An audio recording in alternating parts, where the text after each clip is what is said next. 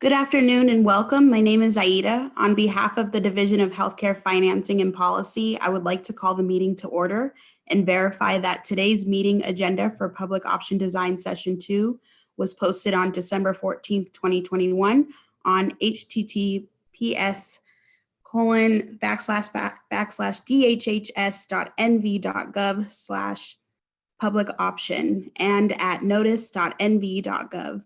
With that, I'd like to pass it on to Emma with Manat to go over some housekeeping items.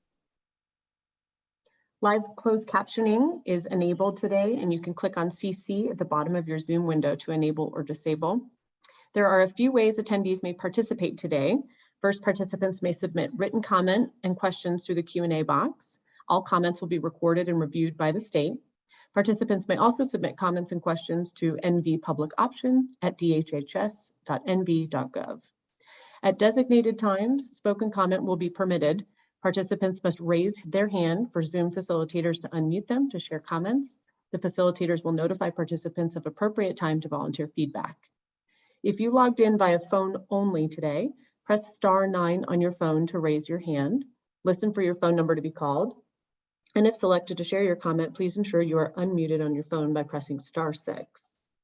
If you logged in via the Zoom interface, press raise hand and the reactions button on the screen. And if selected to share your comment, you will receive a request to unmute. Please ensure you accept before speaking. Next slide.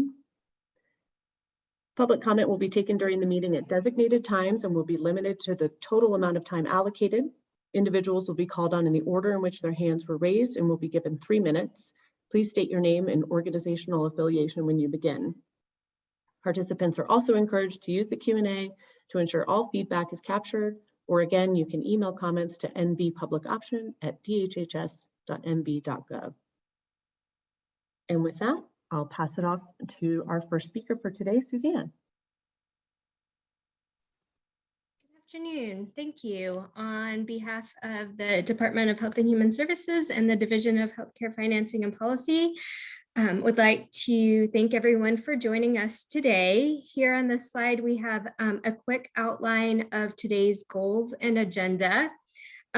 First, we'll be doing a meeting overview and going over the primary purpose of today's meeting, which is open listening. And we will then move on to teeing up some questions for stakeholders to consider as we make our way through the future design sessions.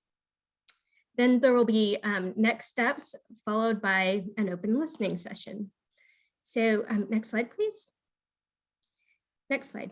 Thanks. So again, just want to reiterate that the primary purpose of today's meeting is to solicit stakeholder feedback on product design and the priorities for the public option. I do want to emphasize that today, although it's the primary purpose of today's meeting, this is not the only opportunity to provide feedback. And as you can see here, we have the website listed as well as the email box, and you can provide comments that will be reviewed there at any time. So that feedback will be used to influence program development, the questions that we tee up for subsequent design sessions. Also wanted to highlight that we are working to develop a frequently asked questions document, which will address some of the questions that we receive frequently through the public comment process.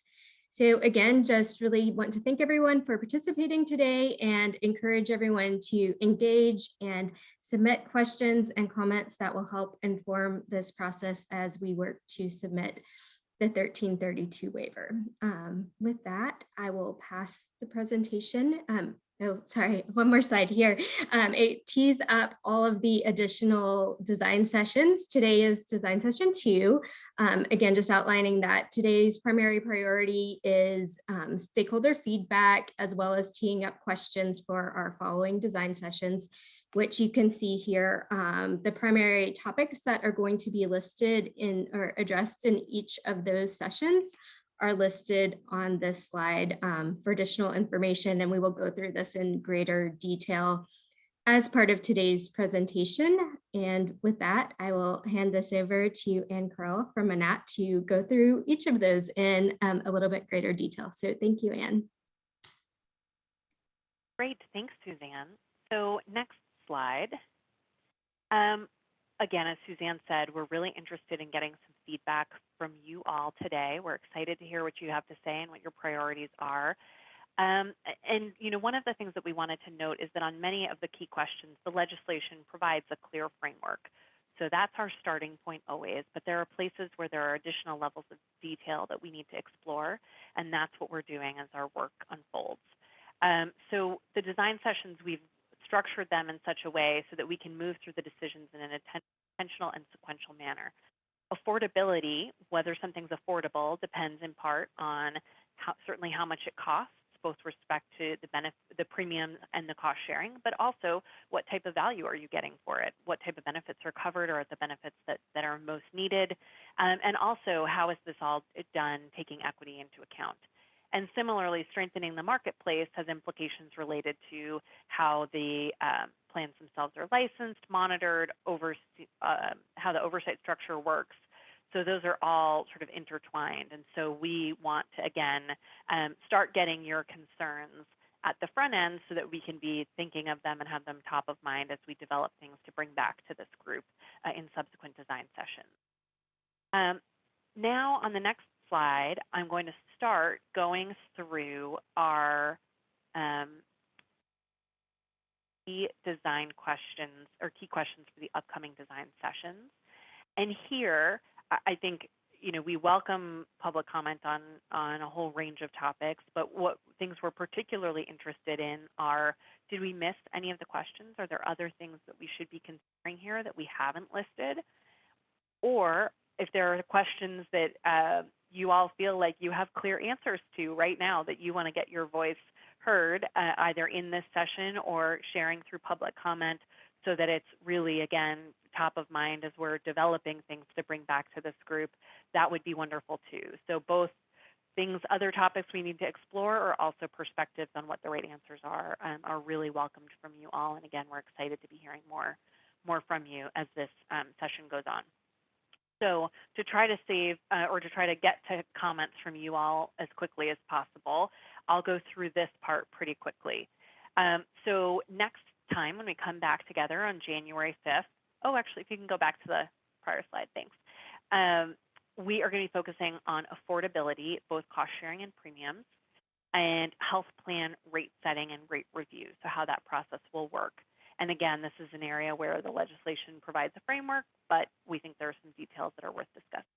So some of the questions that we have related to affordability would be, what specific population should the public option target? So the statute is very clear as to who's eligible. It's very broad eligibility. You can purchase it on or off marketplace, so that means most Nevadans are eligible.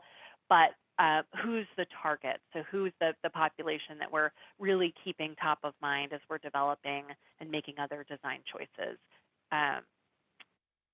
For that target population, is it premiums or cost sharing that is the biggest issue? And if not reduced cost sharing, is it how the deductible applies? How does that all work? What's that greatest barrier? Interested in people's feedback on that.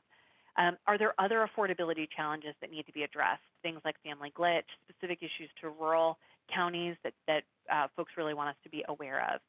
And then another thing that we're exploring is how the rate review process might be used to provide state oversight and assistance in meeting reduction targets. So again, that's a place where we have clear targets required in the legislation, but the process and how you get there could be impactful. And so we'd love stakeholder input on thinking about that. So that's design session 3, January 5th. On the next slide, we get into the topics for design session 4 on January 13th. So this is focusing on provider contracting and networks, and value-based payment and cost containment. So some of our questions that we've listed here, but again, really interested to know from others if there are more questions that we should be, is how should the state and health plans consider balancing robust provider participation with the stated premium reduction objectives? So of course, it's really important that we not only reduce premiums to make coverage more affordable and hit the targets set out in legislation, but at the same time, we know that health insurance isn't meaningful if you can't actually access providers. And that's another place where things could be different across urban and rural counties. And so we're interested in that perspective and some more on-the-ground feedback. What tools will the state have to ensure that plans and providers agree to fair rates? The statute sets out rate floors. I think that's one helpful tool, but are there other tools that the state is going to be exploring or other, and what might those look like? We're going to be doing some of that, but welcome input. How do issues related to provider contracting differ across rural and urban providers? Are there provider contracting and value-based care opportunities to improve equity, access, and culturally competent care? Are there particularly successful models for that in Nevada? And how might the state align its purchasing strategies, cost controls, and value-based care between its Medicaid MCOs and exchange initiatives? Again, thinking about how can we sort of leverage a platform to have more, to be able to foster a more aligned delivery system. On the next slide, we preview the topic for our January 18th meeting, where we'll be talking about benefits and strengthening the individual and small group markets and licensure and oversight. So first, with public option, are there additional benefits beyond what goes in the QHPs that folks would like to see covered? If so, if you add additional benefits, how do you balance that with the premium reduction targets? What additional policies might strengthen the state's individual and small group market? So some insurance pool could be explored. We know that Department of Insurance has done that previously. Financial and other reporting requirements. And also just, what do people view as success in terms of strengthening the individual and small group markets? And how will the will oversight of the public option differ from oversight of other QHPs? Then on the next slide, on January 6th, we'll have a recap with open questions and next steps. The next steps will particularly highlight the actuarial analysis and flag too that there will be other opportunities for stakeholder engagement once there is a draft 1332 waiver. There'll be another series of stakeholder engagement feedback that we'd be looking for from. So on the next slide, just wanted to review some next steps. So the public option webpage has regular updates. Submit questions or comments. You can write to nvpublicoption@dhhs.nv.gov. And another next step is we would encourage you all to attend design session number 3 on Wednesday, January 5th at 2 p.m. Pacific. And that session, again, will focus on affordability, meaning both premiums and cost sharing, and health plan rate setting and rate review. So with that, I will turn it back to Emma to moderate for our open listening session. Thanks, Anne. I don't yet see any hands raised, but again, you may do so. Oh, great. We've got a couple coming in here. All right, so first up is Patrick Kelly. Patrick, I'm going to go ahead and give you permission to speak. You can unmute. Hello, my name is Patrick Kelly. I'm the CEO of the Nevada Hospital Association. Developing a beneficial and sustainable public option program is extremely important. Product design and identifying priorities are 2 key components. We believe that today's public hearing is a bit premature. The actuarial study needs to be completed to appropriately design and prioritize components of the program. The actuary will examine Nevada's insurance markets, healthcare delivery system, and eligible population. The actuary will employ mathematical models and financial theories to identify the morbidity of the population and the likely healthcare costs for the population. Until we receive this information, no one can offer informed design ideas or prioritize components for the program. For example, utilization will be extremely important to the sustainability of the program. Overutilization could quickly place the program's finances in peril. Based on the actuary's finding, the state can design copays and deductibles to regulate utilization. If the actuary determines that the enrollees need access to preventative care, that should be made a priority. The actuary will tell us if the state has an adequate supply of healthcare providers to serve new enrollees. If access is identified as a risk factor, The state can design a public option program that prioritizes physician participation in the program and encourages all healthcare providers to participate in the program. Actuarial findings are essential to developing and designing a successful public option program. Thank you for listening and happy holidays.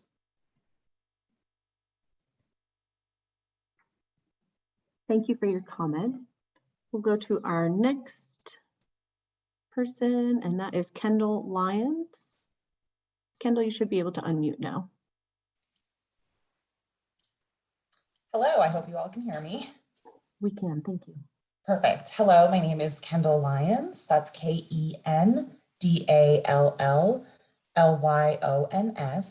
and I'm the Director of Health Policy for Children's Advocacy Alliance. I want to thank you for bringing more quality healthcare options to Nevada families and conducting these listening sessions for stakeholders like my organization to weigh in. And just as we think about the design of the public option, I want to ensure that the health and well-being of Nevada's children is prioritized. So I wanted to reach out and let everyone know that Children's Advocacy Alliance is a resource and partner in uplifting children's voices throughout this process, and we look forward to participating in future meetings. That's all. Great, thank you for your comment. Next is Sarah Hunt, and Sarah, I will go ahead and allow you to unmute.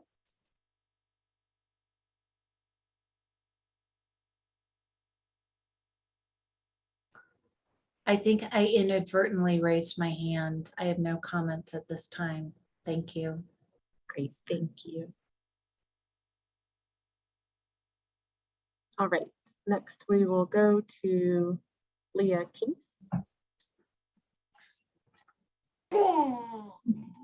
Hi, good afternoon. Leah Case here today on behalf of the Nevada Psychiatric Association. We just wanted to put on the record to keep in mind some items related to mental health that the Nevada Psychiatric Association has been advocating for and working on for many years. So a couple things to put on record. We want to ensure that there's parity between physical and mental health treatment. We want to ensure reimbursement rates for physicians are sufficient to be competitive in the market to attract and retain providers.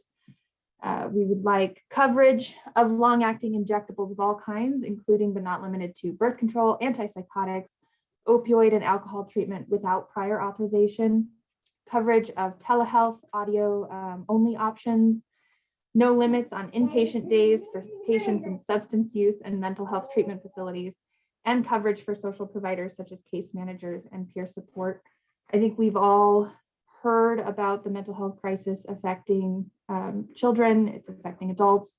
These are just some items we'd like to put up for consideration as you move forward with the development of this public option to keep mental health at the top of your mind. Thank you so much. Thank you for your comment, Leah. Next, we have Jack. I will go ahead and allow you to talk at this time. Yes, can you hear me? Yes, we can. Thank you. Great. My name is Jack Kim. I am representing the Nevada Association of Health Plans, and I'll try to keep my comments short. We did provide a comment letter that addresses comments I wanted to make today, so you can take a look at that, at a later time. When we looked at the topic for today, the public or the plan design, I think for us, there were some fundamental questions that still need to be fleshed out as part of the plan design. When I looked at your deck, and it's clear to me that that there's a assumption that this is a fully insured type of product that's offered through a health plan. When we review the regulate or the statutes that create the public option, to us, it makes it unclear on whether this is actually a fully insured commercial product, or if this is really more of a self-insured type of product that is administered by the state through TPA. And when I say this is a and then the next question is really, is this program, if it is a self-administered program, self-insured, is this program really going to be self-sustaining, self-supporting program, or is this program going to require additional funding by the state? And the reason I raise this as an issue is really, it's a question of who holds insurance risk. If it's an insurance carrier, that's going to drive how some of the plan designs are done. If it's a self-insurance plan, then the question becomes, what is that plan design? How much is the state going to end up paying, and where is the oversight? I think without understanding what type of program this is, whether it's fully insured or self-insured, who has oversight, whether it's a DOI, if it's a fully insured, or whether it's some other organization, if it's more of a self-insured, is really important for us as we kind of figure out what type of plan design this is going to be. That's all the comment I have. Great, thank you for your comment. Next is Stacey Sisolak. I'll go ahead and give you permission to unmute. Good afternoon. My name is Stacey Sisolak, Executive Director of the Health Services Coalition. We represent 25 employer and union-sponsored health plans here in Southern Nevada. The coalition remains concerned about the overall impact of the public option on healthcare in the state, including diminishing access to an already overstressed provider population that's operating at a shortage. There's still outstanding confusion on the target population, as well as the impact on employer health plans. While we are very supportive of expansion of coverage to the uninsured, it has been presented that there are 400,000 individuals without health insurance. How many of those are eligible today for existing programs? If 400,000 new individuals become insured or other numbers of individuals become newly insured, we'd like to understand the potential impact in order to ensure access to care. The coalition has engaged a consultant to assist us in compiling all of the information needed to better understand the impact of the public option to the plans that we represent. However, that will take some time. We'd like to work with leadership to review the findings of our consultant, and while we appreciate the stakeholder meetings being held over the next 4 weeks, we would perhaps need an alternative process in which to discuss findings. The streamlined approach to the stakeholder meetings have given very little time for analysis of impact. We're concerned that you're starting the process by limiting the parameters of the actuarial analysis. It's critical for an actuarial analysis to model possible scenarios and how they could impact the overall healthcare system, access, and costs in the state in order to plan for as well as prevent negative outcomes. Thank you again for the opportunity to continue to work together on this. Thank you for your comment. I don't see any other hands raised at the moment. If anyone else would like to do so, please go ahead and raise your hand at this time.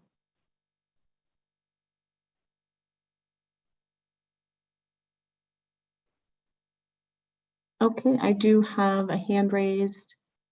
Helena, I will go ahead and give you permission to unmute. Hello, am I unmuted? Yes, you are. Hi, I'm Helena Pimaceto. I am a general surgery resident and a physician training here in Las Vegas, Nevada. And I was very grateful that the Nevada public option passed. I do look forward to it being implemented to achieve the goals of making healthcare more affordable, equitable, and accessible, and improving the health of our patients and the whole state. I do feel it is critical that affordability remains a top priority during implementation. Physicians know all too well what happens when people feel forced to put off needed care. I care for trauma and emergency general surgery patients who face barriers related to care access and affordability, both in the pre-hospital preventive care setting, the acute inpatient setting, as well as in access to long-term care. As we've seen during this pandemic, delays in care make health issues more difficult and expensive to treat and interfere more with patients' lives. I also want to highlight that affordable care means nothing if patients cannot get to it. So it is imperative that wherever someone lives, be it rural, suburban, or urban in the state, that they can use the public option to get the care they need close to home. We also owe it to certain populations in our state to ensure that care isn't just equally accessible, but provided equitably. The reality we see is that there are considerable differences in life expectancy across groups in our state, and to reduce this inequity, the public option must be available and advertised to communities of color and low-income populations. Finally, we must keep an eye toward making our healthcare system more sustainable and financially secure. The public option should allow physicians to negotiate reimbursement rates with health plans as we currently do. Participating health plans must pay providers rates that are comparable to or better than Medicare rates.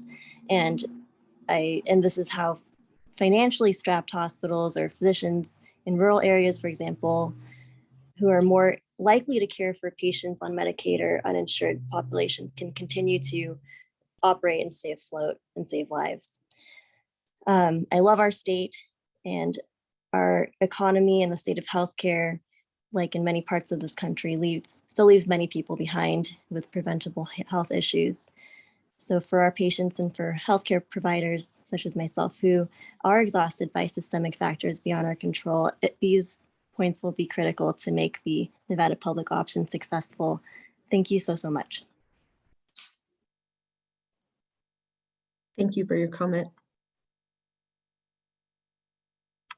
Don't see any other hands raised at this time.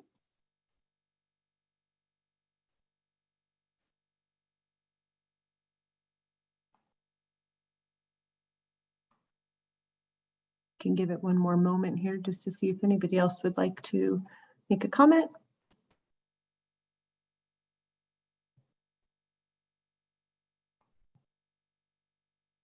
Okay, I think we are all set.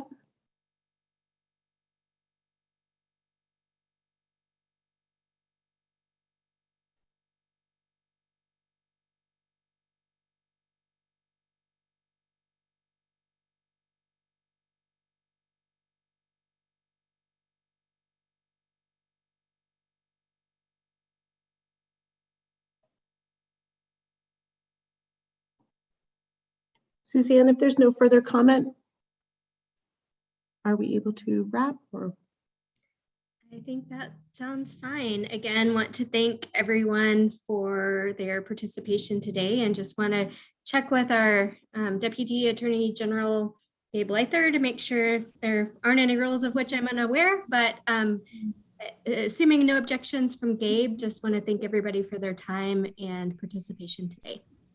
No objection from me. We can be adjourned until the next meeting. Thank you. Perfect. Thanks, everyone.